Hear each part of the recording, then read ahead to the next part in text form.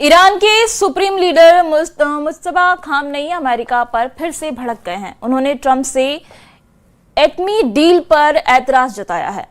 मुस्तफा ने लेबनान में इजराइल को हमले बंद करने की धमकी दी है। वहीं अमेरिकी सेंट्रल कमांड ने पुटगॉन से डार्क ईगल मिसाइलों की मांग की है, क्योंकि ईरान और ओमान ने हॉर्मुज में टोल टैक्स लगाने की तैयारी शुरू कर दी है।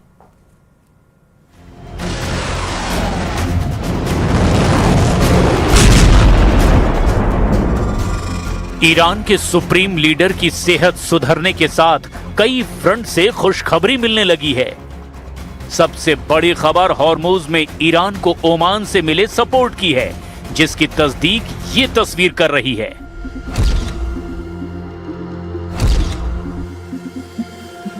ईरान और ओमान के विदेश मंत्रियों की ये तस्वीर ट्रंप की टेंशन बढ़ा रही है। ईरान के साथ ओमान के होने का पुख्ता प्रमाण ट्रंप को मिल गया है। मतलब ये कि हॉर्मुज में ट्रंप को झटका देकर ओमान ने ईरान से हाथ मिला लिया है। ईरान ने जैसे ही तेल गलियारे में अपनी पकड़ मजबूत बनाई, लेबनान में बम फटने लगे। फिर से दक्षिण बेरूत पर हमला हुआ, इजराइल का बम गिरा और हिजबुल्लाह बौखला गया। ईरान फिर से वॉर मोड में आ गया है। خاتمه اون به دست اونها نخواهد بود. این جنگ زمانی پایان پیدا میکنه که در لبنان هم خاتمه پیدا بکنه. این موضع روشن ماست. در مورد آتشبس هم موضع ما این بود، در مورد خاتمه جنگ هم. उत्तरी इजराइल पर अब रॉकेट की बौछार शुरू हो गई है। हिजबुल्लाह के घातक छोटे ड्रोन इजराइल डिफेंस फोर्स से गिन गिन कर बदला ले रहे हैं। हिजबुल्लाह चीफ ने इजराइल को ललकारा है कि अब आर पार का युद्ध होगा, क्योंकि ईरान से लड़ाका फोर्स को परमिशन मिल गई है। अमेरिका की डार्क ईगल एक हाइपरसोनिक मिसाइल है। इसकी रफ्तार मैक 5 से भी ज्यादा है। हाइपरसोनिक ग्लाइड व्हीकल से लॉन्च होने के बाद ये 6000 किलोमीटर प्रति घंटे के स्पीड से वार करती है। और डिटेल में समझें तो ये महज 1 सेकंड में 1700 मीटर की दूरी तय करती है। अमेरिका की डार्क ईगल मिसाइल की रेंज 3500 किलोमीटर है और ये अमेरिका का गुप्त हथियार माना जाता है, जिसके बहुत ज्यादा वीडियो भी शेयर नहीं किए गए हैं। यानी ट्रंप का ये हथियार बहुत ही सीक्रेट है और वो इसे ईरान के खिलाफ जरूर इस्तेमाल करना चाहेंगे।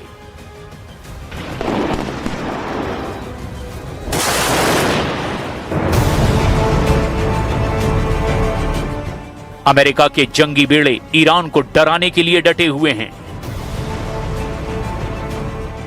F-35 फाइटर जेट किसी भी वक्त हमले के लिए तैयार है। Carrier battle group Tomahawk बरसाने के लिए तैयार है।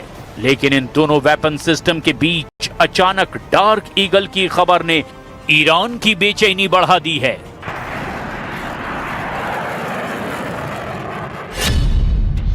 डार्क ईगल को लॉन्ग रेंज हाइपरसोनिक वेपन कहा जाता है। यह 2023 से अमेरिका की सेना में तैनात है। क्या यह मिसाइल ईरान के खिलाफ इस्तेमाल की जाएगी? ये एक बड़ा सवाल है। इसके लॉन्चर में 2 ट्यूब होती है, यानी डबल मिसाइल फायर की जा सकती है। डबल मिसाइल यानी दुश्मन की डबल तबाही। लॉन्च होने के बाद इसकी मिसाइल 20 मिनट के अंदर अपने टारगेट को हिट करती है और इसे रोकने वाला डिफेंस सिस्टम अभी तक तैयार ही नहीं हुआ। यह अमेरिका का दावा है। ट्रंप इस बात को बहुत अच्छी तरह से जानते हैं कि इस बार ईरान के खिलाफ कुछ नया करना होगा, क्योंकि B-2 के अटैक वाला आइडिया पुराना हो चुका है और टॉम हॉक मिसाइल को ईरान का एयर डिफेंस सिस्टम रोक सकता है। ऐसे में ट्रंप के लिए कुछ आउट ऑफ द बॉक्स यानी कुछ नया सोचना जरूरी है। ट्रंप की इसी ख्वाहिश को अब उनकी सेना ने पूरा करने का फैसला किया है, इसमें कोई शक नहीं। डार्क ईगल बाकी मिसाइलों से कैसे अलग है, इसे भी बहुत गौर से समझिए, क्योंकि इसका वार जब होता है तो टारगेट पर यह दूसरी मिसाइलों की तरह चूक नहीं करती।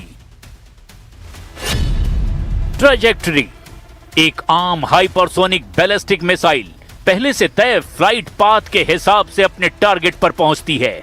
इसके बाद देखिए डार्क ईगल, जो हाइपरसोनिक ग्लाइड व्हीकल की मदद से वायुमंडल से बाहर स्पेस में पहुंचती है और फिर ये हाइपरसोनिक रफ्तार से टारगेट पर लहराकर अपने टारगेट को हिट करती है। इसके बाद एरो बैलिस्टिक मिसाइल को विमान से लॉन्च किया जाता है और वो भी तय फ्लाइट पाथ के हिसाब से टारगेट हिट करती है। सबसे नीचे है एक क्रूज मिसाइल, जो पृथ्वी के वायुमंडल में रहकर चकमा देते हुए अपने टारगेट पर वार करती है। ट्रंप ईरान पर हमला करने के लिए सबसे भरोसेमंद हथियार चाहते हैं और इसमें कोई शक नहीं कि अगर ट्रंप अमेरिका के काले बाज यानी डार्क ईगल को चुनते हैं तो इस मिसाइल के टारगेट पर ईरान की बची हुई टॉप लीडरशिप ही होगी, क्योंकि इस मिसाइल को रोक पाना किसी के लिए भी नामुमकिन ही माना जा रहा है। ईरान को बहुत अच्छी तरह पता है कि इस बार अमेरिका के निशाने पर सुप्रीम लीडर मुस्तफा खामनेई हैं और बहुत जरूरी है कि उसके कमांड कंट्रोल सिस्टम को सुरक्षित रखा जाए। इसीलिए ईरान अब की बार B-2 बॉम्बर और टॉम हॉक से आगे की सोच रहा है।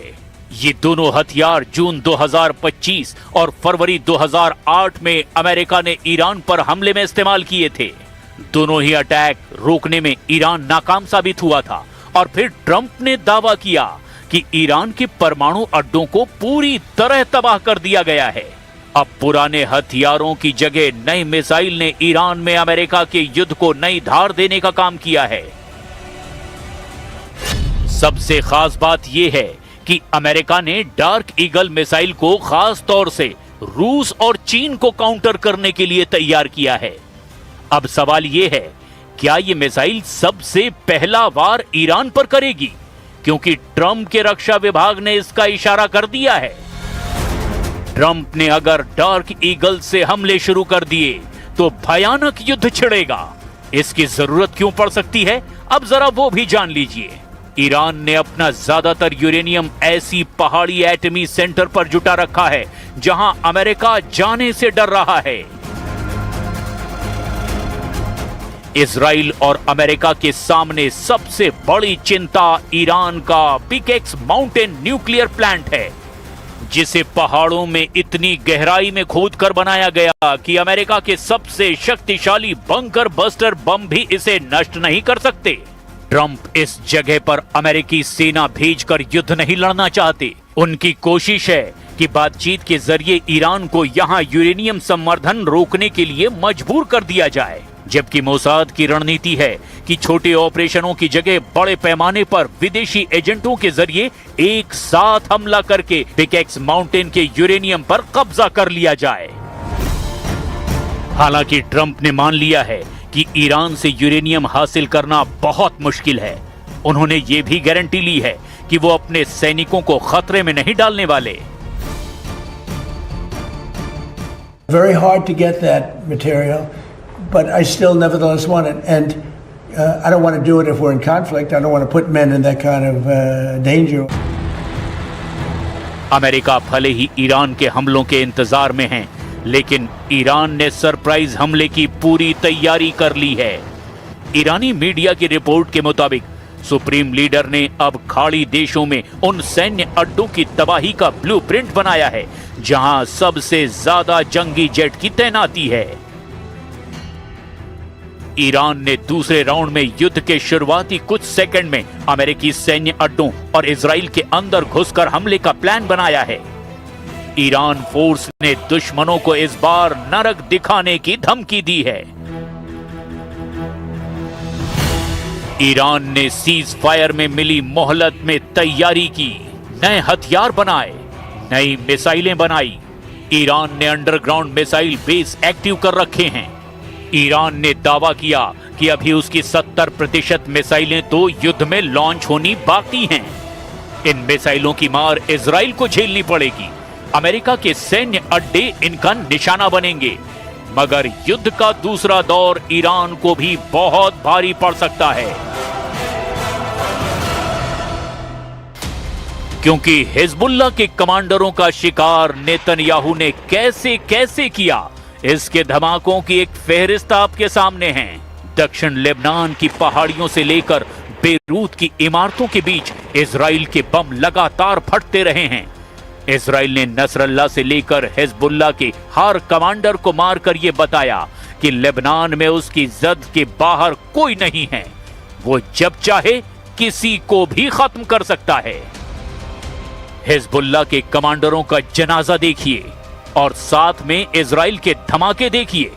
ये दोनों तस्वीरें बता रही है कि नेतन्याहू को ना गाजा में रोकना मुमकिन था और ना ही लेबनान में रोकना मुमकिन होगा। नेतन्याहू नक्शे पर जहां अंगुली रखेंगे, इजराइल की वायुसेना वहां बम गिराएगी और फिलहाल इसका सबसे बड़ा टारगेट लेबनान बन गया है। ईरान में जब तक अमेरिका है, वो लेबनान में पूरी ताकत नहीं लगा सकता।